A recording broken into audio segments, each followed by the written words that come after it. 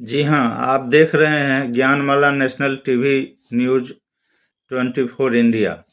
आप सभी को बताते चलें कि बिहार में 2025 के लिए विधानसभा चुनाव की तिथि का घोषणा चुनाव आयोग के द्वारा कर दिया गया है। 2 चरणों में होगा चुनाव। 6 और 11 नवंबर को वोटिंग और 14 नवंबर को आएंगे नतीजे। कारण 22 नवंबर को ही यह सत्र समाप्त हो जाती है, फिर नया सरकार का गठन करना है।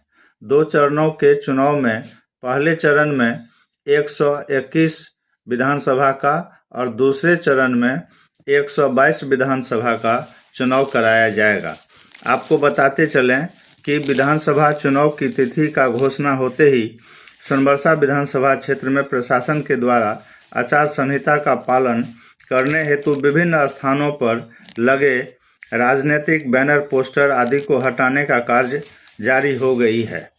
वहीं पुलिस प्रशासन को भी सक्रियता बढ़ गई है, सभी एक्टिव मोड में आ गए हैं। आपको बताते चलें कि जहां तक सोनबरसा विधानसभा क्षेत्र में राजनीतिक दलों के उम्मीदवारों का प्रश्न है, वह अभी तक स्पष्ट नहीं है कि किस राजनीतिक पार्टी से कौन उम्मीदवार होंगे।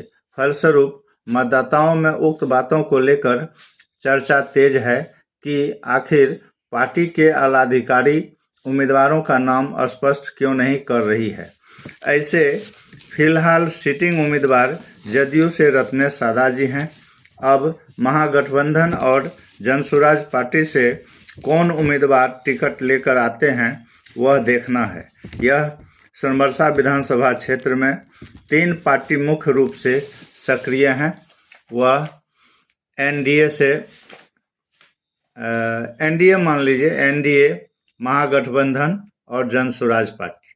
वैसे वर्तमान में जदयू से रत्नेश सादा विधायक हैं, जो बिहार सरकार में मंत्री भी हैं और वह लगातार 3 बार से जीतते भी आ रहे हैं।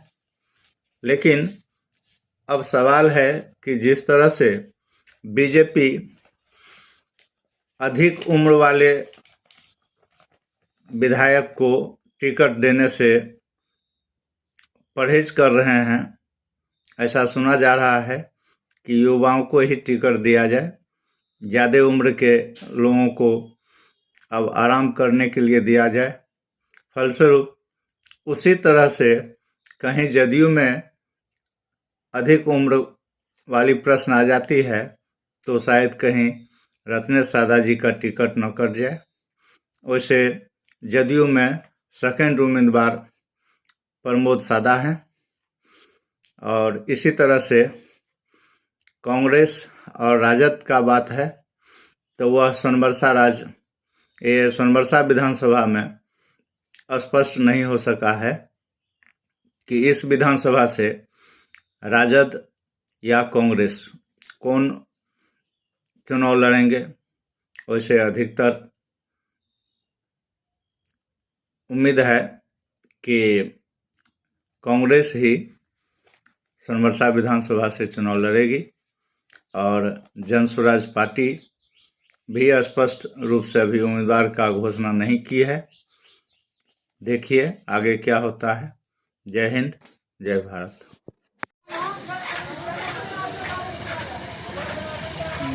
सब बाउंड्री और बांध करके चल रहा।